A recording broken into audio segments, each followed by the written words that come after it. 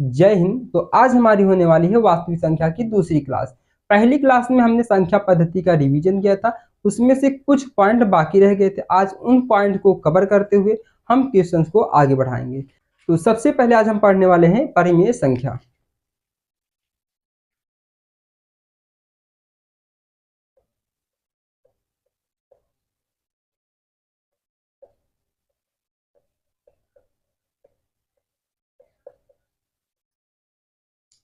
अब हम समझते हैं कि परिमेय संख्या होती क्या है। परिमेय संख्या वे संख्या होती है जो p बटे q के रूप में लिखी जाती हैं और जिसका q बराबर शून्य ना हो परिमेय संख्या कहलाती है। इसका कहने का मतलब साफ साफ है, जो अंश होगा वो हमारा कुछ भी हो सकता है, लेकिन जो उसका हर होगा वो 0 के बराबर नहीं होना चाहिए या वो 0 ना हो। इतना इसमें समझिए कि जब हम कोई भिन्न लिखते हैं तो उसे हम अंश बटे हर के रूप में यहाँ पे लिखते हैं। अब समझिए जैसे यहाँ पे अंश क्या होता है, अंश ऊपर लिखा जाता है, हर हमारा यहाँ पे नीचे होता है। इसी को हम मानते हैं p और इसी को बटे मान लेते हैं q। अब जो p होगा हमारा, p बराबर कुछ भी रख सकते हैं, लेकिन q बराबर हमको यहाँ पे 0 नहीं होना चाहिए। यदि q बराबर 0 आ रहा है तो ये परिमेय संख्या नहीं मानी जाएगी। बस इतना ही समझिए कि जिसका हर 0 होगा वो परिमेय संख्या नहीं मानी जाएगी। तो सबसे पहले हम पढ़ते हैं परिमेय संख्या के उदाहरण। उदाहरण समझेंगे, जैसे यहाँ पे -2/3 ये हमारा परिमेय संख्या है, -4/6 परिमेय संख्या है। अगर यहाँ पे हम 4/0 लिख दिए तो ये हमारी अपरिमेय संख्या मानी जाएगी।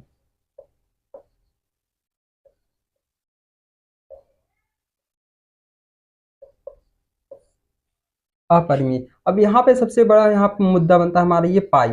पाई देखिए, अब ये पाई हमारा जो होता है ये हमारा ये अपरिमेय संख्या माना, किंतु जो इसका मान होता है 22/7 ये हमारा परिमेय संख्या होता है। इसका मान परिमेय संख्या होता है, किंतु ये जो पाई होता है ये हमारा अपरिमेय संख्या में इसकी गिनती होती है।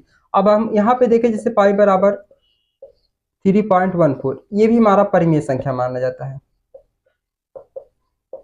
जैसे उदाहरण के लिए अगर हम यहाँ पे 3.14 लिख दें, अगर इसके बटे में 1 लिख दे रहे हैं, ये हमारी परिमेय संख्या बन जाएगी और वास्तव में ये परिमेय संख्या है भी। तो इतना समझिए, ये जो हमारा पाई होता है ये अपरिमेय संख्या होता है, लेकिन जो पाई का मान दिया जाता है ये परिमेय संख्या होता है। ये हमारा परिमेय है, जबकि ये हमारे क्या है, अपरिमेय संख्या होती है। अब इसके बाद हम समझते हैं भाज्य और अभाज्य संख्या। परिमेय संख्या बस इतना समझना है कि जो संख्या p बटे q के रूप में लिखी जा रही है वो संख्या हमारी परिमेय कहलाएंगी, और जो संख्या p बटे q के रूप में नहीं लिखी जा सकती वो संख्या हमारी अपरिमेय संख्या कहलाती है।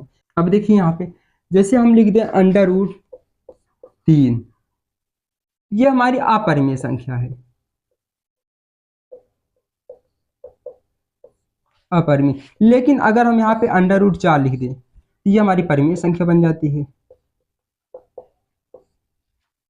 परिमेय संख्या हमारी इसलिए बनती है, इसे जब हम अंडर रूट से बाहर करेंगे तो हमको सीधा सीधा यहाँ पे 2 निकल जाता है। अब जब 2 निकला है तो 2 के नीचे हम यहाँ पे 1 लिख सकते हैं, तो ये हमारा p बटे q के रूप में लिखा जा सकता है। किंतु अगर हम इसको यहाँ पे ले आए, √3 को देखें, √3 को हम यहाँ पे बाहर कोई संख्या नहीं ला सकते हैं। अब लाने के लिए क्या करना है, उसको हमको सिद्ध करना पड़ेगा। तो ये हो जाता प्रोसेस लंबा थोड़ा सा, और इसी के अगले पॉइंट हम पढ़ेंगे वास्तविक संख्या में कि √3 एक अपरिमेय संख्या है, वो कैसे सिद्ध किया जाता है। तो इस पॉइंट को हम आपको आगे पढ़ाने वाले हैं। बस अभी आप इतना समझिए कि √3 एक अपरिमेय संख्या है और √4 क्या है, परिमेय संख्या माना जाता है, क्योंकि ये अंडर रूट बाहर आ सकता है लेकिन ये अंडर रूट से बाहर नहीं आ सकता है, इसीलिए हमारा परिमेय माना जाता है और ये अपरिमेय। अब सिद्ध करना हम अगले पॉइंट में सीखेंगे, जब हम यहाँ पे इसके क्वेश्चंस लगाना शुरू करेंगे। प्रश्नावली को देखेंगे तो प्रश्नावली 1.2 में हमको अपरिमेय संख्या को सिद्ध करना होगा। 4 से 5 क्वेश्चन उसमें से बनाएंगे और जिससे आपको क्वेश्चन बड़े ही आसानी के साथ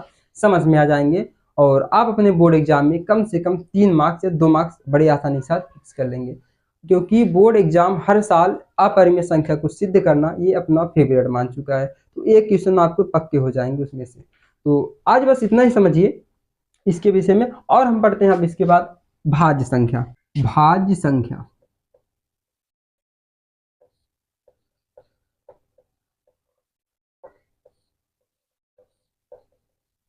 अब अगर हम इसका डिफिनेशन लिखना चाहें तो वे संख्याएं जो एक और स्वयं के अतिरिक्त किसी अन्य संख्या से भी पूरी तरह से विभाजित हो जाती हैं भाज्य संख्या कहलाती हैं। जैसे अब हम यहाँ पे लिख दिए, जैसे मान लीजिए 4।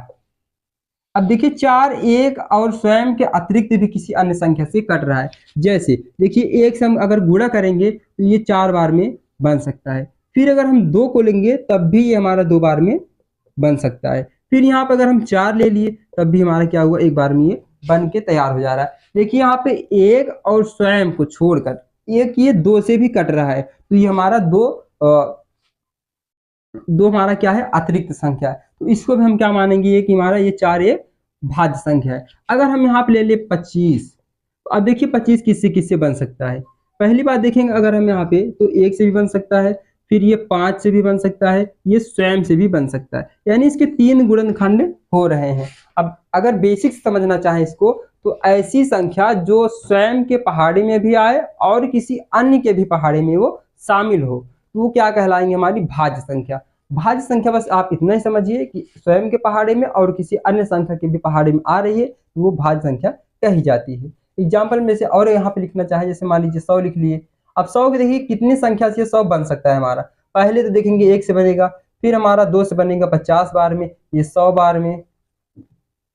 अब देखिए यहाँ पे 25 से बन सकता है, सॉरी पहले 20 से बनेगा 5 बार में, फिर यहाँ बनाया तो 25 से बन सकता है, 25 से बनेगा 4 बार में, फिर यहाँ 5 से भी बन सकता है 20 बार में। ऐसे बहुत सारी संख्या होंगी जिसको मिलाकर हमारा ये 100 बन रहा है। तो 100 भी हमारा क्या होगा, ये भाज्य संख्या होगा। तो भाज्य संख्या को हम चेक करने के लिए सबसे पहले यही करेंगे कि उसके गुणनखंड करेंगे।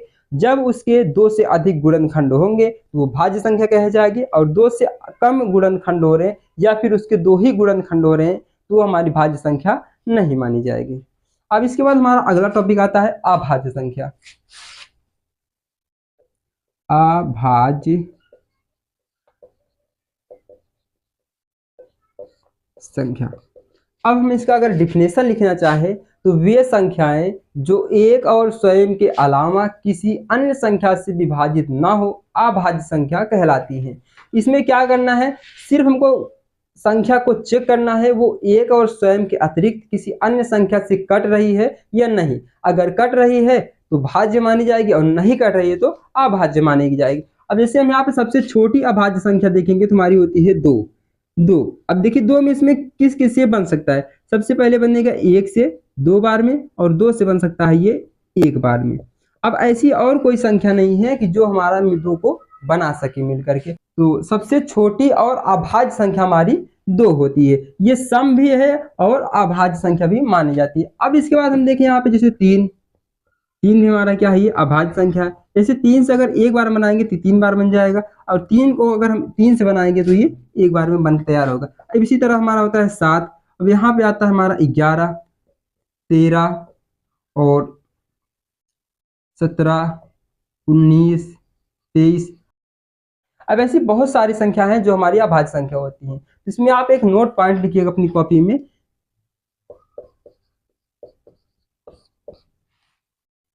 1 से लेकर 50 तक,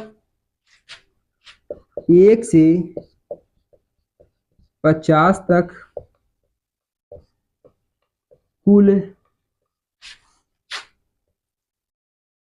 1 से लेकर 50 तक कुल 15 अभाज्य संख्या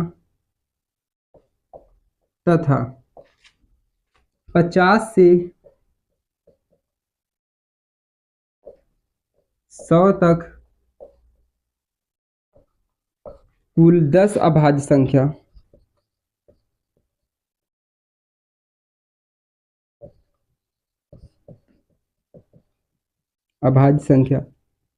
होती है। इस प्रकार 1 से 100 तक कुल 25 अभाज्य संख्या होती है।